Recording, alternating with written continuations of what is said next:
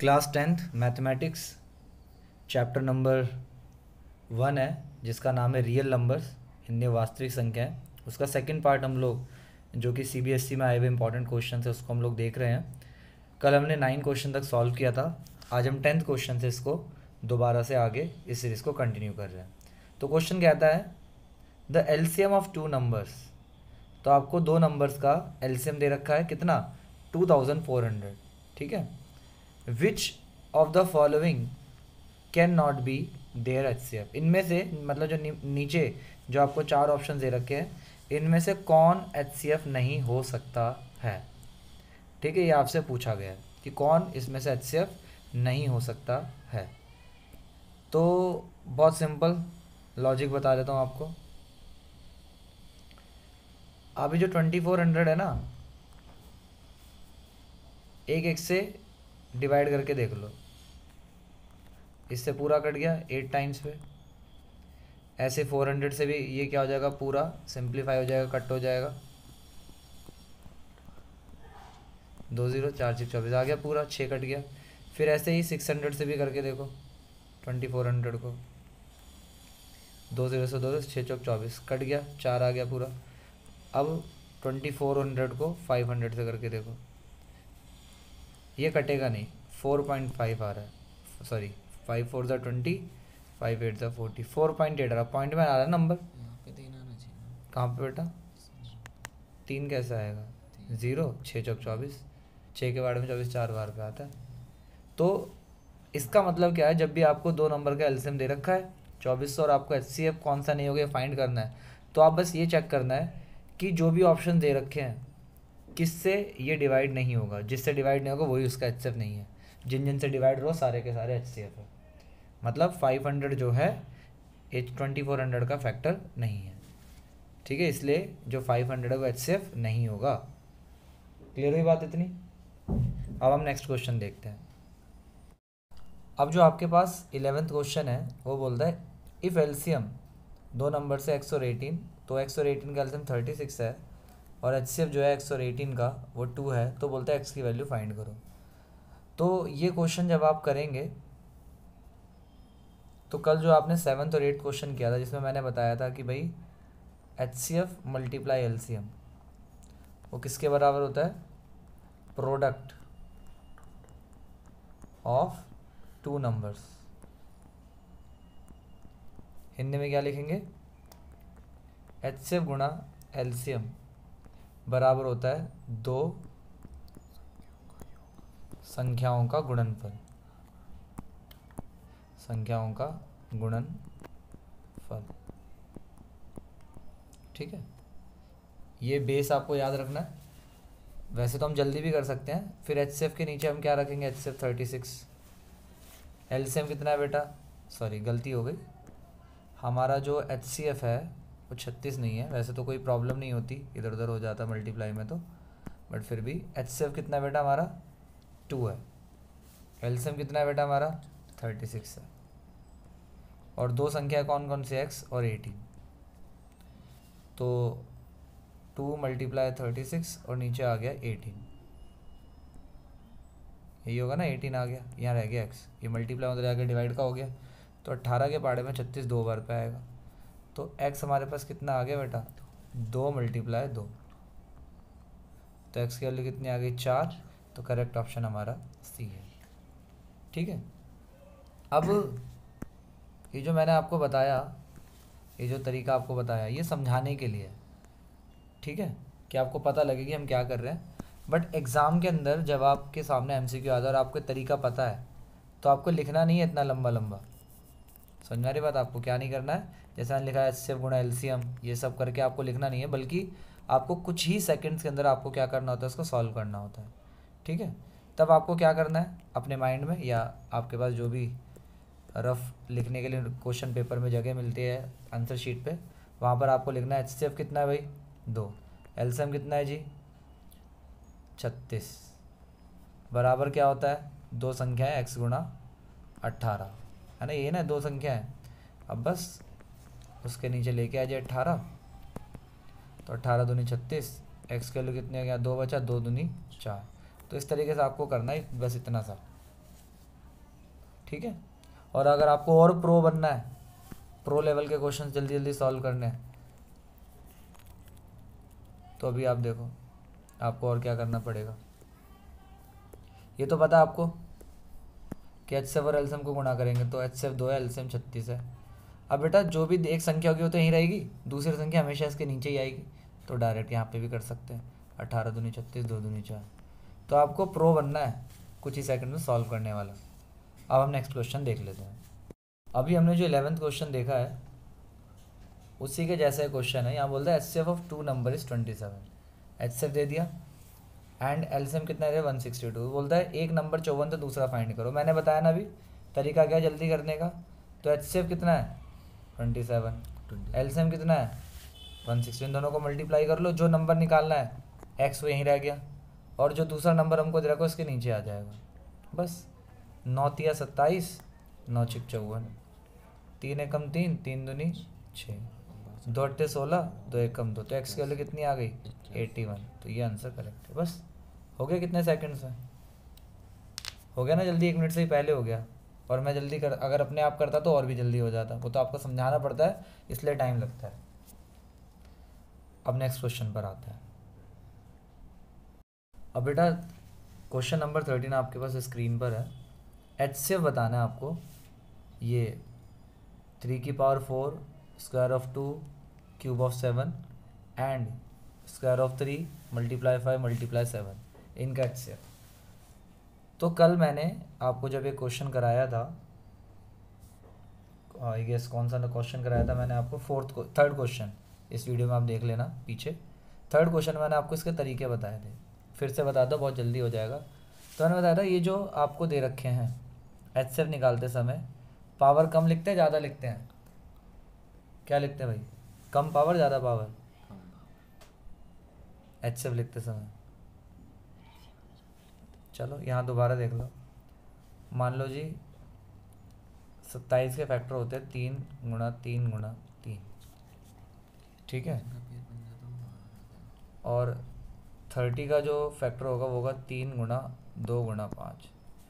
तो इनका HCF क्या आएगा, HCF जो कॉमन होता है वही आता है ना, और कुछ कॉमन तो है नहीं, कॉमन वाली चीज़ें तो आती ही नहीं है HCF में, ये तो आएगा नहीं। तो कल मैंने आपको HCF लिखते समय बताया था कि जो चीज़ें कॉमन है, जैसे 3 और 3 यहाँ कॉमन है, तो इनमें जो कम पावर होती है वो लिखना होता है। तो कम पावर 4 है या स्क्वायर है, तो 3 का स्क्वायर। और कोई है जो एक जैसा 7 है देखो, और यहाँ 7 है, तो यहाँ 7 की पावर 1 है, यहाँ 7 की पावर 3 है, तो कौन सा लेंगे 7 की पावर 1। और 5 और 2 में तो कुछ कॉमन है तो ये तो लेंगे नहीं, LCM बोलता तब हम इसको देखते। तो अब 3 का स्क्वायर 9 गुणा 7, और 9 गुणा 7 कितना हो जाएगा, सिंपल। इस तरीके से आपको करना है। हो गया क्लियर। तो HCF जैसे निकला वैसे लिखना है। और यहाँ पर आपको पावर में आंसर ना देते हुए किस में दे रखा था बेटा, आपको सॉल्व करके दे रखा, तो इसका करेक्ट आंसर क्या हो जाएगा, B हो जाएगा। हो गया क्लियर। अगर आपको फिर भी कुछ डाउट है तो मैंने पीछे क्वेश्चन नंबर आई गेस 3 जब कराया था तब आपको ये चीज़ समझाई थी, दोबारा आप जाकर के वीडियो देख लेना।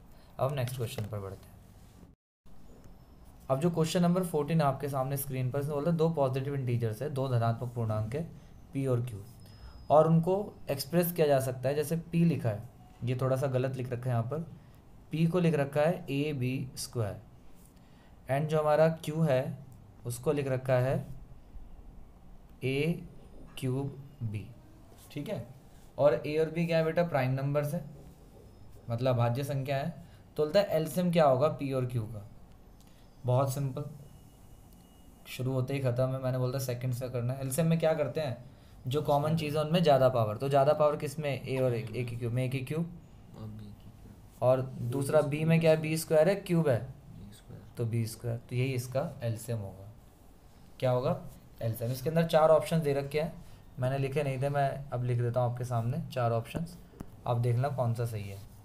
तो जो इसमें A ऑप्शन है वो तो दे रखा है AB, और जो B ऑप्शन है वो दे रखा है A² B², C ऑप्शन है A³ B², and D option है आपका A³ B³। तो कौन सा आंसर आया था हमारा A³ B², तो ऑप्शन C करेक्ट है, तो ऑप्शन सी हम लोगों ने कर लिया। अब आगे हम लोग और देखते हैं। बेटा ये जो 15 क्वेश्चन है स्क्रीन पर, 2√3 इस, तो जो 2√3 है वो क्या है? इंटीजर, मतलब पूर्णांक है। पूर्णांक माइनस प्लस वाले हो सकते हैं बट वो कभी पॉइंट में नहीं होते हैं। तो मैं एक एक चीज़ों के बारे में आपको पहले एक्सप्लेन कर दूं, फिर आपको आसानी से समझ में आ जाएगा। तो इंटीजर्स जो होते हैं प्लस के हो सकते हैं, माइनस के हो सकते हैं। उदाहरण के तौर पर आपने नंबर लाइन देखी होगी, यहाँ 0 1 2 3 है ना, और यहाँ पर -1 -2 -3, यही होता है ना। लेकिन यहाँ इंटीजर की एक खास बात होती है, वो कभी भी पॉइंट में नहीं आते हैं और ना ही कभी रूट में होते हैं। तो यहाँ पर तो 2√3 है, तो क्या इंटीजर हो सकता है? इंटीजर तो नहीं होगा, पूर्णांक तो नहीं होगा ये। तो ये ऑप्शन तो हमारा चला गया कि 2√3 क्या नहीं है? पूर्णांक नहीं है, इंटीजर नहीं है। क्यों नहीं हो सकता? दो बातें मैंने आपको बताई, एक तो पॉइंट में नहीं आता कभी भी इंटीजर, दूसरा रूट में नहीं आता, वो प्लस माइनस हो सकता है। अच्छा, फिर सेकंड ऑप्शन पे आते हैं। सेकंड ऑप्शन क्या बोलता है? Rational number. रैशनल नंबर की अगर खास बात बताई जाए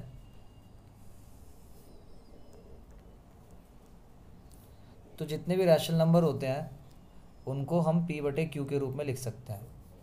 हिंदी बोलते हैं परिमेय संख्या।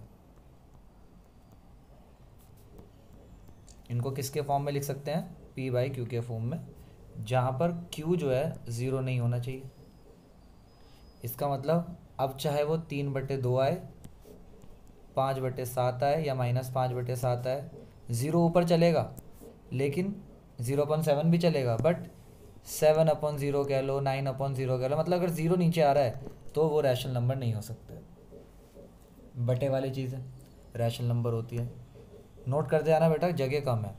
साथ के साथ जितने भी हमारे इवन नंबर्स होते हैं, सम संख्याएं, ऑड नंबर्स विषम संख्याएं, प्राइम नंबर्स, कंपोजिट नंबर मतलब भाज्य अभाज्य, को प्राइम नंबर्स, इंटीजर्स, यहाँ तक कि जैसे मान लीजिए केवल 2 लिखा है तो 2 लिखा है केवल, लेकिन 2 के नीचे क्या हम 1 नहीं लगा सकते हैं?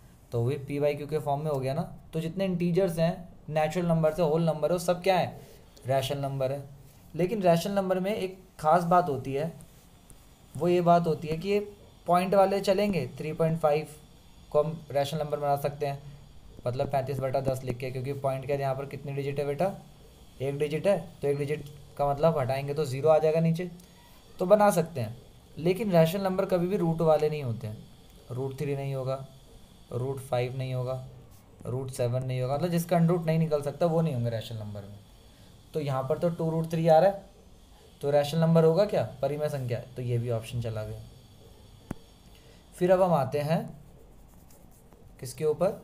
Irrational number. ठीक है बेटा,